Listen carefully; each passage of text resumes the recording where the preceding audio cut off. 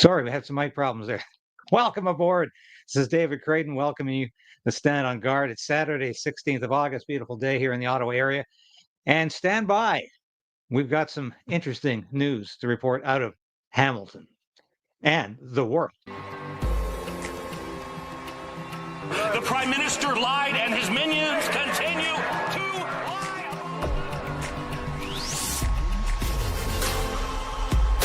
We need political change. But we also need to resolve to resist.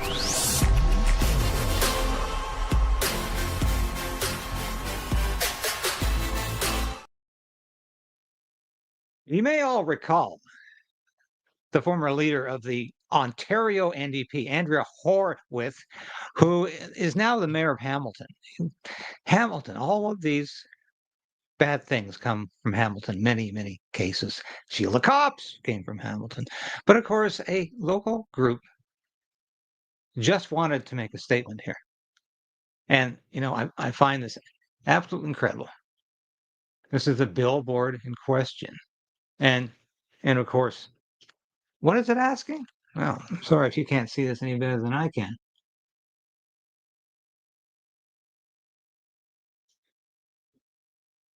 This is simply a billboard that's making a claim about how incredibly barbaric so-called gender-affirming care can be. Now, let's have a look at Andrea Horwath.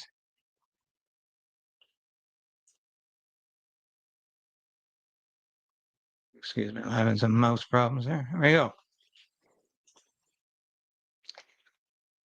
And this, of course, statement from Mayor Andrea Horwath regarding unacceptable content on Billboard near Lincoln M. Alexander Highway. This afternoon, my office was made aware of a transphobic ad on a billboard along the link. Well, a billboard is not city-owned. It sits on city lease space, and city advertising rules were not followed. We've directed Astral Media to remove it and put stronger safeguards in place. Hate-related incidents are on the rise in Hamilton. Oh, get off it.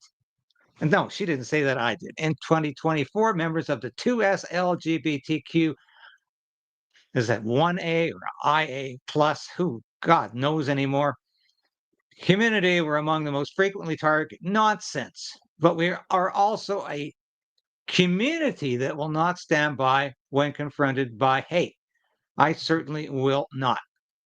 Love will always be louder. Oh.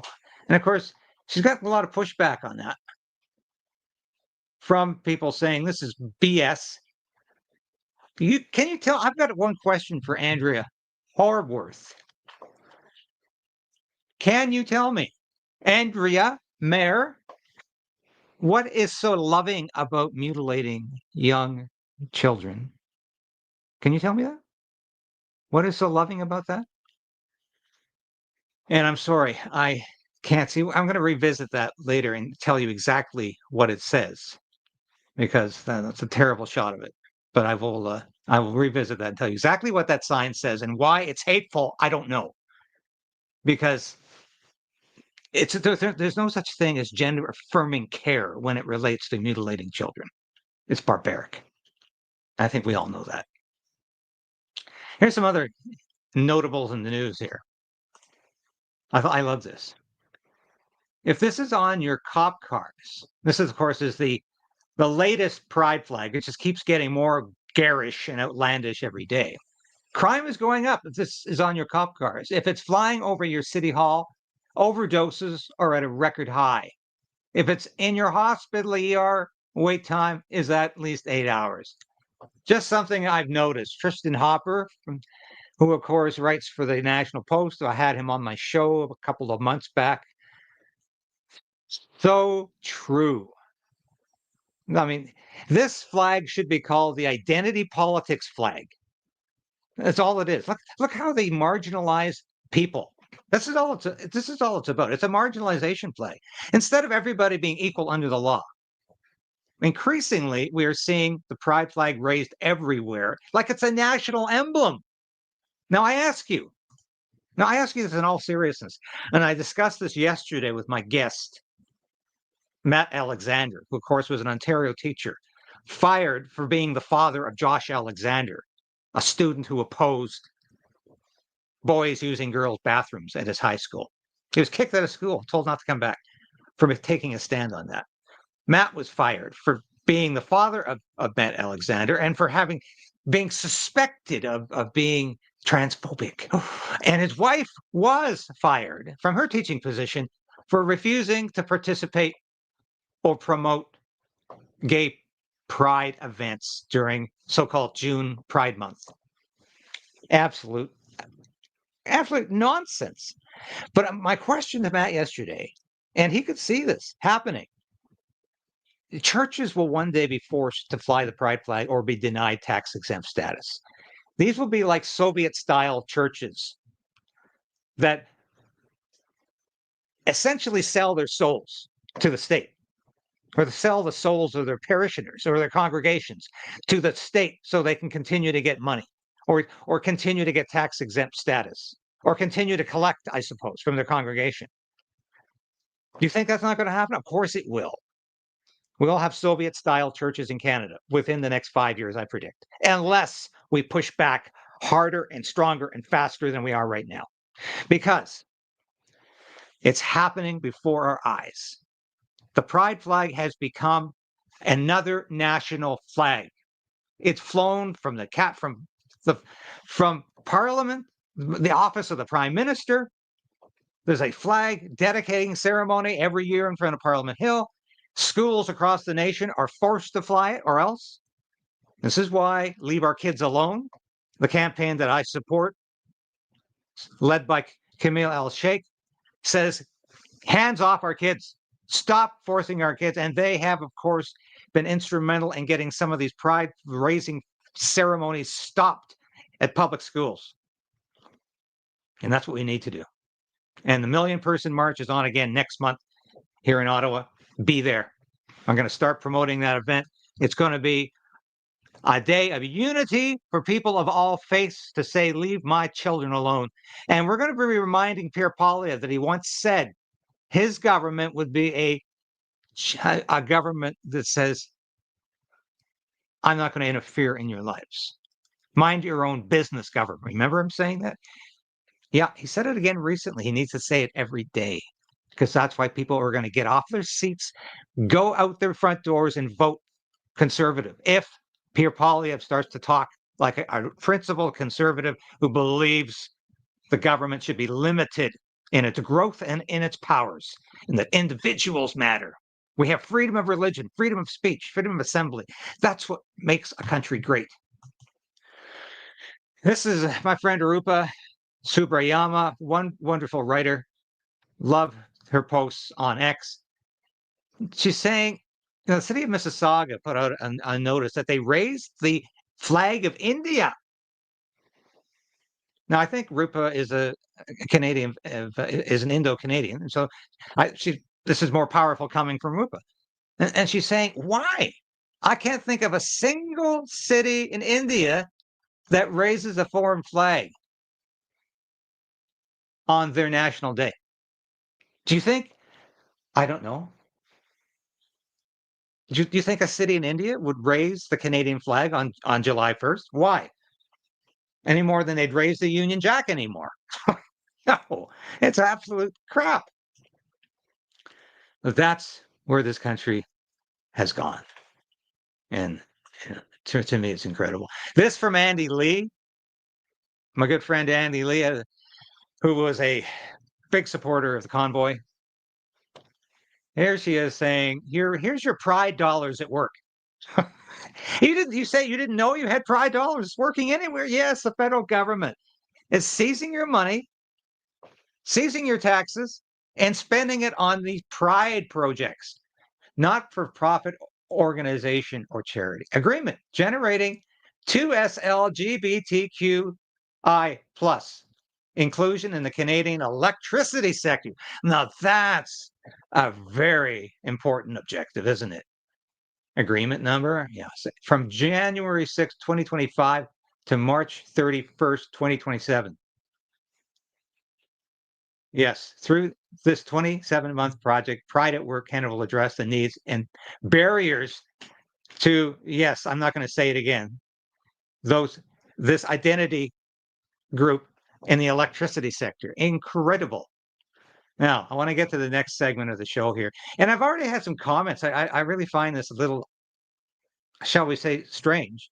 People telling me that peace is a bad thing because and some suggestion that Donald Trump or Vladimir Putin represent the Antichrist for wanting peace. Sorry.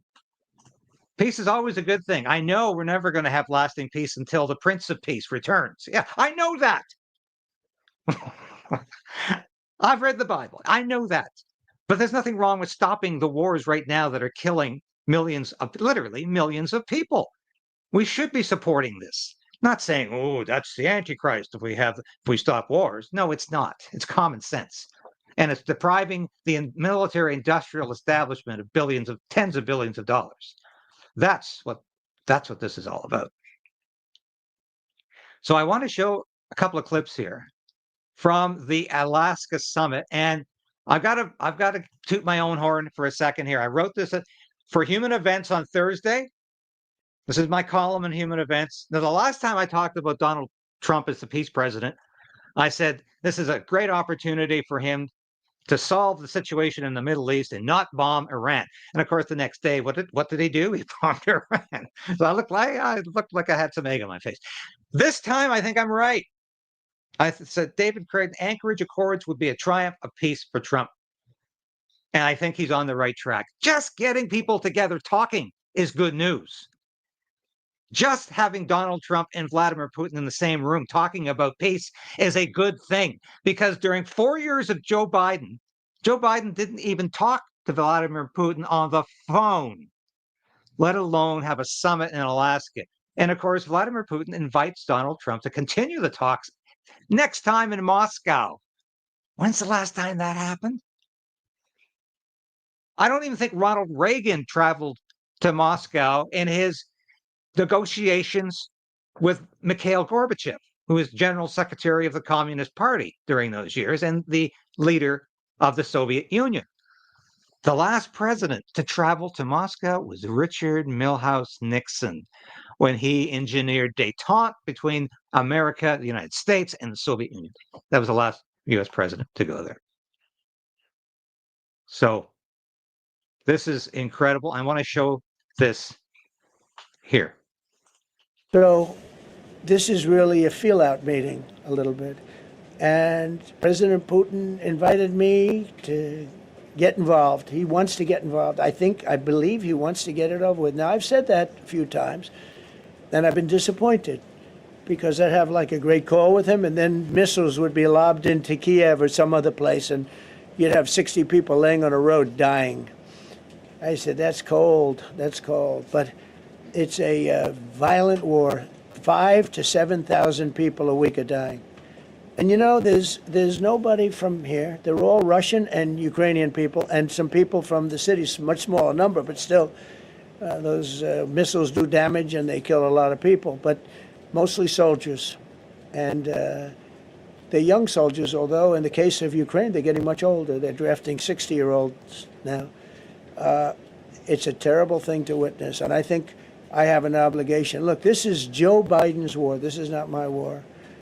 I made a deal with NATO a month ago. You covered it very accurately, actually. We don't pay anything anymore. You know, we're not paying anything. They are buying things from us, and NATO is paying us. I got it raised from 2% of GDP to 5%. And they're paying us for everything that we send. We're not paying. But Biden approved $350 billion. Europe has spent $100 billion. The money that's been spent and the death is incredible. It's the worst thing that's happened, by far the worst that's happened since World War II. So I'm going in to speak to Vladimir Putin. And I'm going to be telling him, you got to end this war. You got to end it. And he wasn't going to mess with me. This war would have never happened. You know, we had a discussion about it one time, and we never had that discussion again. Would have never happened. And when the election was rigged, and then Biden took office, which was barely took office, the auto pen took office, Bad things started happening. Bad things, stupid things were said. And it ended up in a war. And you know, and I don't believe this will happen anymore because I have that pretty well covered. This could end up in a third world war. This could have been a third world war. I don't think that's going to happen now. But I thought it was very respectful that the president of Russia is coming to our country as opposed to us going to his country or even a third party place. But I think we'll have constructive. Probably see you again very soon. Thank you very much, Vladimir. And next time in Moscow. Oh, that's an interesting one. Well, thank you very much, Mr. President. That was very profound. And I will say that I believe we had a very productive meeting. There were many, many points that we agreed on, most of them, I would say, a couple of big ones that we haven't quite gotten there, but we've made some headway. So there's no deal until there's a deal. I will call up NATO in a little while. I will call up the various people that I think are appropriate, and I'll, of course, call up President Zelensky and tell him about today's meeting. It's ultimately up to them. They're going to have to agree with what Marco and Steve and some of the great people from the Trump administration who've come here, Scott. And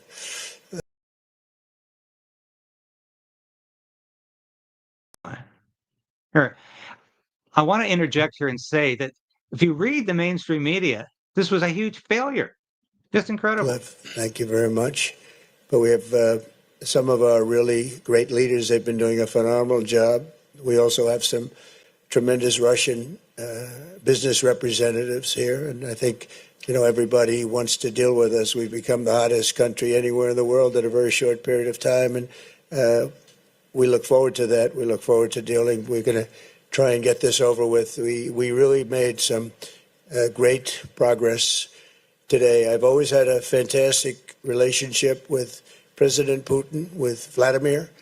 We had many tough meetings, good meetings. We were interfered with by the Russia hoax. That made it a little bit tougher to deal with, but he understood it. I think he's probably seen things like that during the course of his career. He's seen it all. But we had to put up with the Russia hoax. He knew it was a hoax, and I knew it was a hoax. But what was done was very criminal. But it made it harder for us to deal as a country in terms of the business and all of. Okay, so why are the reporters presenting this as a failure? Because they didn't get to ask any questions after the news conference. So therefore, it was a failure. I think this is as close to success as Donald Trump has gotten since he was president, to stopping the war in Ukraine. And he's a lot closer than Joe Biden even wanted to be. The things that we'd like to have dealt with, but we'll have a good chance when this is over. So just to put it very quickly, I'm going to start making a few phone calls and tell them what happened. But we had an extremely productive meeting, and many points were agreed to.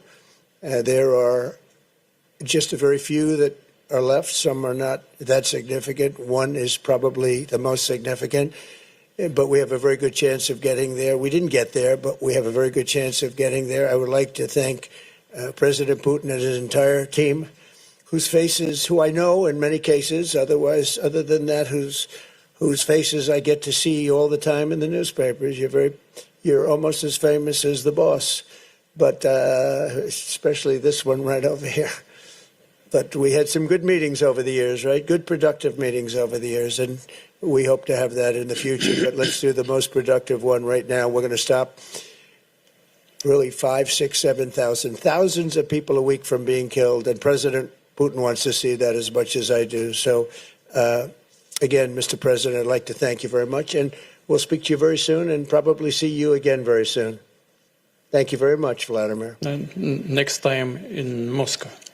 Oh, that's an interesting one. I don't know. I'll get a little heat on that one, but I could see it possibly happening. Thank you very much, Vladimir. And thank you all. Thank you. Thank you. Thank you so much. They depart the stage. And of course, it's interesting, though, to say that Vladimir Putin said that in English. Now, that is incredible. There's a rapport between these two men. And we need that report so we don't go walk into the Third World War, which was a real possibility and remains one. We need to be vigilant, not just sleepwalk into a war. And it makes me laugh at the UK, Keir Starmer. And by the way, I was thinking the other day, the UK needs more Benny. No, not my friend Benny Johnson. I'm going to show you a clip from Benny in a second. More Benny Hill, because they take themselves so seriously now.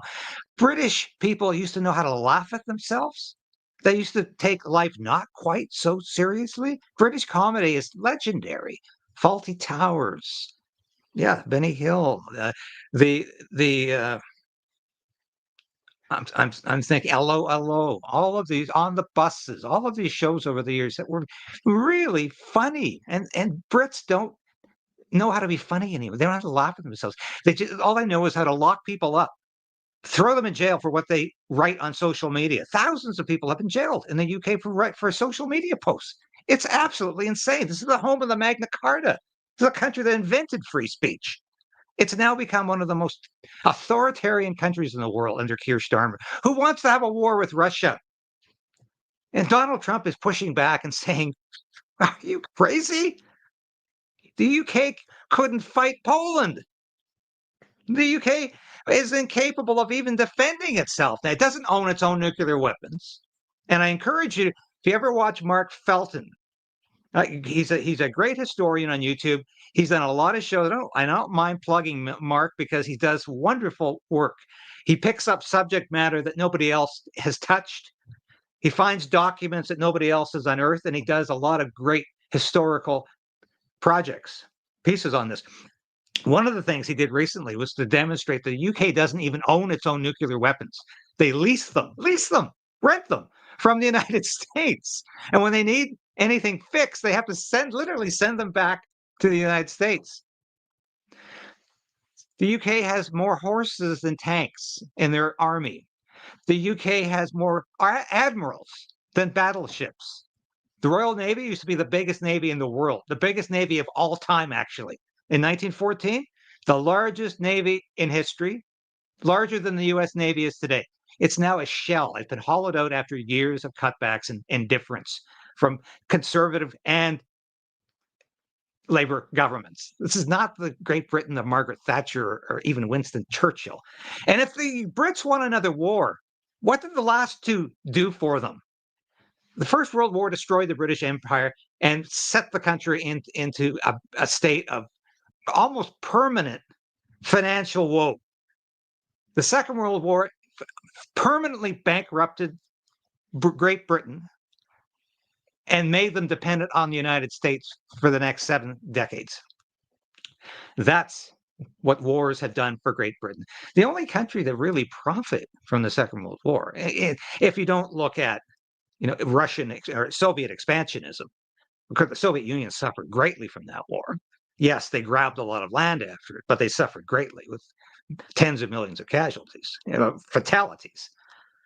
The United States and Canada were the only countries that benefited from the Second World War in a big way, because it brought us out of the Depression with job creation, building all these armaments, all these aircraft, all these ships.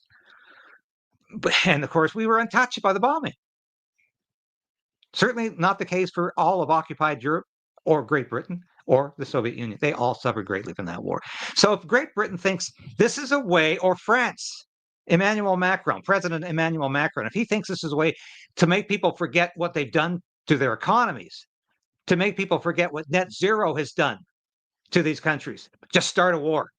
Well, it's going to be catastrophic for both of these countries, just like the last two were catastrophic for both of these countries. And they are not going to benefit. Let's watch this clip from Benny Johnson, because I have said it several times, and I'm going to I stand corrected.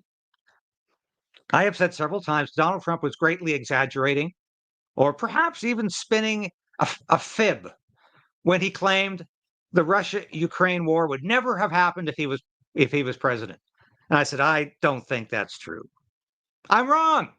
Vladimir Putin yesterday in Alaska confirmed Donald Trump's story. There is something really remarkable that happened here, which is Vladimir Putin just confirmed one of Trump's biggest campaign talking points You remember Donald Trump would constantly say, if he were president, there would be no Ukraine war. Commander-in-chief, if that's what you call him, that we've ever had. They can't stand him. So let's get that straight.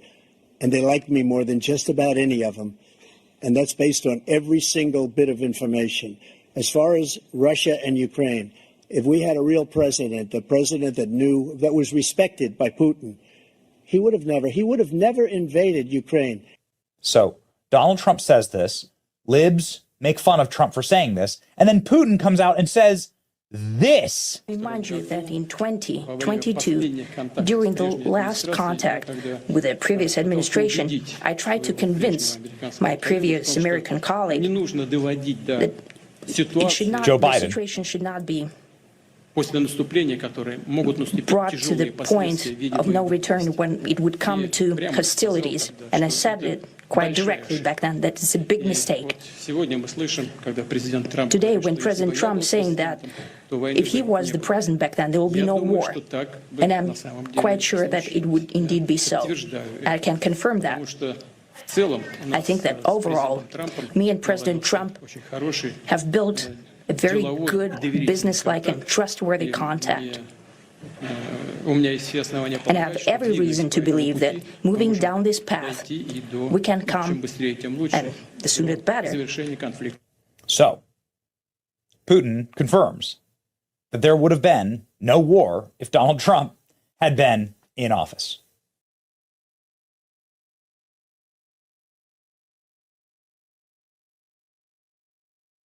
Yes, there, Putin confirmed it. That's incredible. So, I have been not quite believing that over the last couple of years, but hey, Vladimir says so. So obviously he would know. He's the guy that invaded Ukraine because of NATO, because of all what was happening in eastern provinces. There were reasons, yes, but he's the guy that entered Ukraine. So I think he'd know. I want to show you a little clip here from U.S. Ambassador to Canada, Pete Hextra. And I am endeavoring to have Mr. Hextra on the phone. I'm sorry, on the show next week in some format, whether it's an interview or I'm hoping to do that. And so that is my wish. He's been doing a lot of media lately, including one podcast, but he's been doing global. He's done CTV, he's done CBC, he's done doing a lot of media. And the point he's trying to make is that Canada is the one violating the USMCA, which is the United States, Mexico, Canada Free Trade Agreement, or as some Canadians call it, CUSMA. I don't really think that's entered popular usage yet. But the ambassador is saying Canada is the one putting tariffs on goods that should be protected by the Free Trade Agreement, not the United States. So is Mark Carney deliberately fomenting bad relations with Washington? Is he deliberately trying to create a trade war by violating the USMCA and perhaps canceling its renewal? He's pointing at Donald Trump, but he's the one up to no good. Let's listen to this. Some Canadian politicians have decided that they will attack the president personally. They will attack people on his economic team, his negotiating team. They will attack them personally, not on the policy, but them personally. Again, that is a Canadian decision. All we do is respond to it. The Canadians have indicated that, by imposing as a retaliatory tariff, they've put some in place, but then they also started putting tariffs on CUSMA products, products that are protected under the Canadian-U.S.-Mexico trade agreement. We haven't done that, but Canada has decided that, that's fair game. We will, call into question CUSMA. Again, that is a Canadian decision. You can do that. You've called into question the military alliance, which has worked so successfully for 40 to 50 years. We are thrilled that that the Canadians are, signed on to the NATO agreement to move to 5%. It looks like Canada, by the end of this year, may be spending at a 2% rate, which is a number that was agreed on way back in 2014. But we're very thankful and appreciative of the moves that the Carney government is making in that area. But at the same time, we get mixed signals. You're buying 16 F-35s? Great. Okay, so this is where I think this interview is really salient if you follow defense policy, because it was never clear to me where the F-35 contract began and ended. So we have committed to buying 16, which of course is not enough to outfit any Air Force anywhere in the world. So we're going to follow through with the 16. It's the remainder that are up in the air. So what the ambassador says here is that what Canada is going to end up with 2 fighter jets? Impossible for an air force the size of Canada's. It won't function. You can't have 2 different fighter jets for an airfield. You have to focus on one jet because of maintenance and because of operational readiness and because of interoperability, of course, with your allies. These are things I've been saying for literally decades now. But why the F-35 is the right choice? Simply because all of our principal allies fly the same aircraft. And we can't now have 2 different ones. This is insanity. 2 have been put on hold, maybe 72. canceled. Really don't know what the status of the next 72 are. Bottom line is Canada can't afford 2 different fighters, an F-35. I mean, maintaining any particular kind of aircraft is very expensive. Having 2 different versions basically filling the same niche in your defense portfolio gets to be very expensive. These are all things that, have to be worked through as we move forward.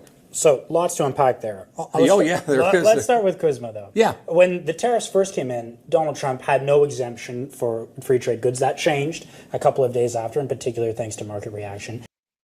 Okay, I might get back to that, but I wanted to clarify one thing for you folks, because I literally could not read this sign, so I had to consult with some reference. What the sign said: stop medical transitions for minors. That was deemed to be hate speech by the mayor of Hamilton, Andrea Horwath. And that was deemed to be hate speech by the mayor. So I find that just incredible. But that's just a clarification for you. When I come back, I want to play a bit of a message from Pierre Poilievre. Let's see how he's doing in the by-election, which I look on my calendar. It's Monday. It's coming up Monday. We're 2 days away. 16th, 17th, 18th. Yes, August 18th. So I'm going to show you my merchandise message, and I'll be back with some words from Pierre Poilievre.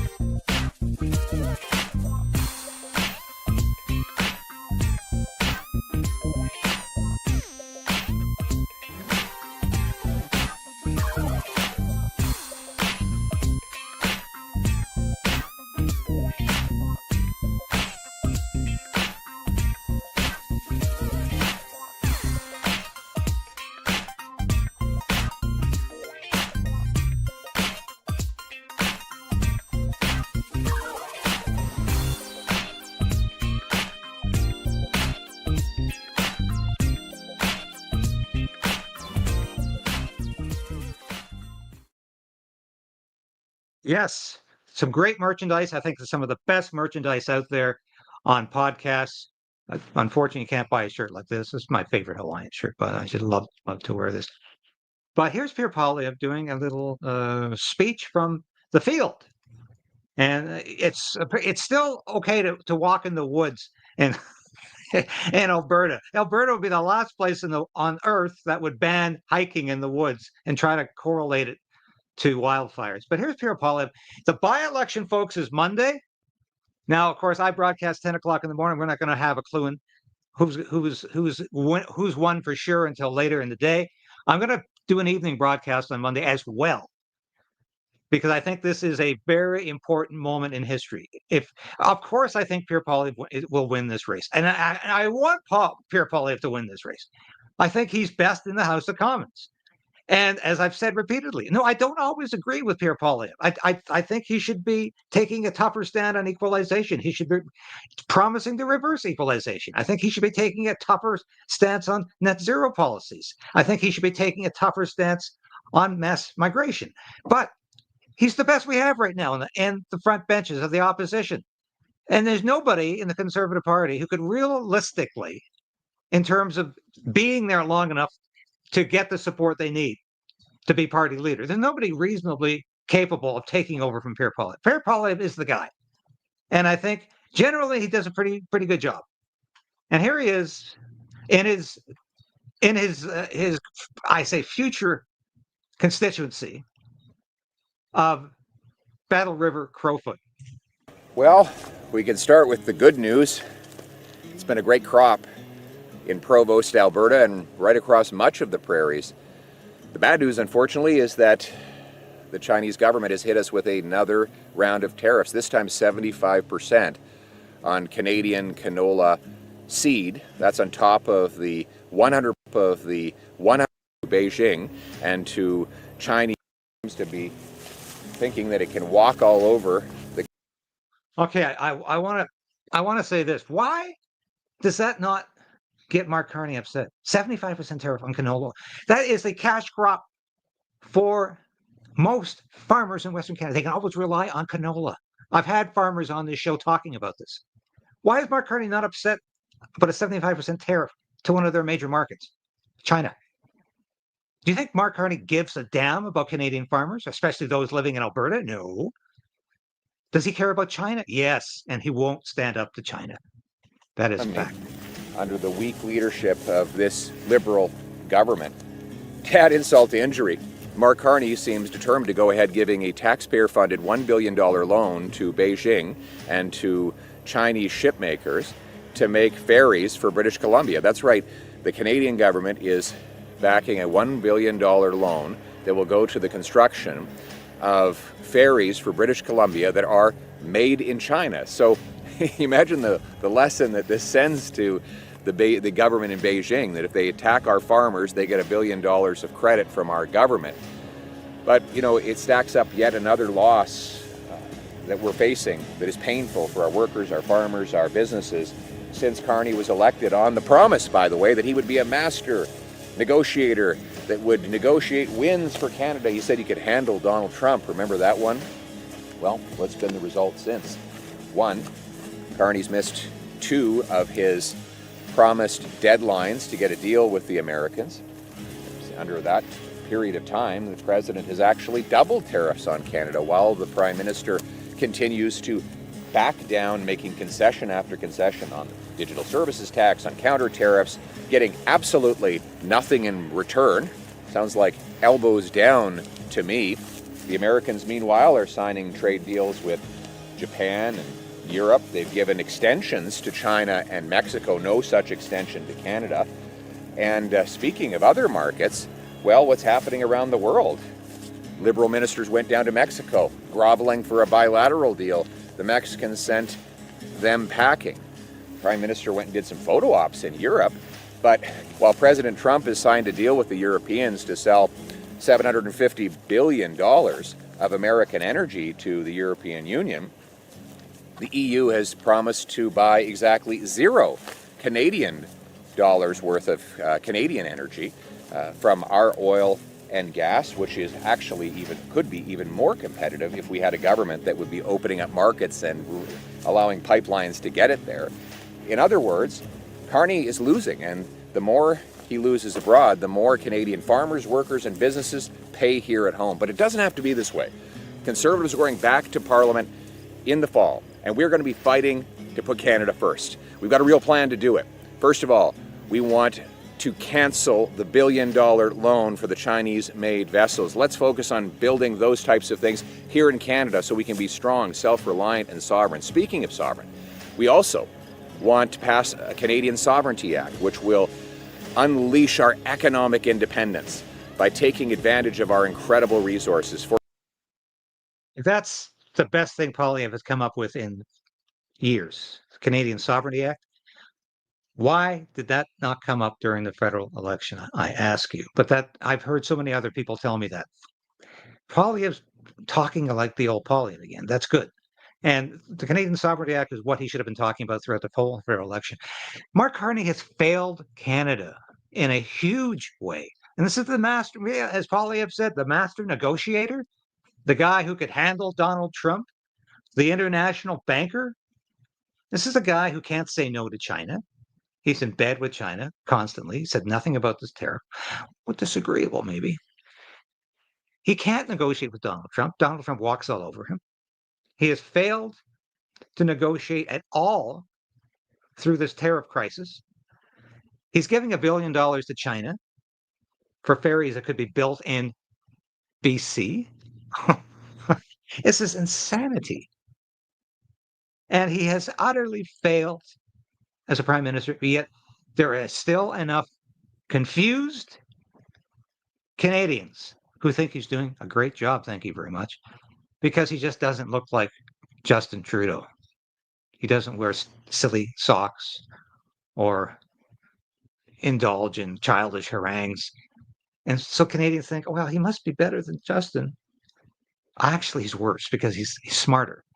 But he's not using his intelligence for the benefit of Canada. He's using his intelligence to globalize Canada, to marginalize Canada, to ruin our economy further so we will be forced into the European camp and to the globalist camp. That's how Mark Carney's using his intelligence and his expertise against Canada. Don't forget that, folks. That's who Mark Carney is really all about. I'll be back again tomorrow. I think at 10, maybe 9:30, depending upon how the morning goes, but I'll let you know in lots of time. Thanks for watching today, folks. It's always a pleasure. I've been coming to you live from Ottawa. Have a great rest of your weekend. God bless this country and Godspeed to all of you. Bye for now.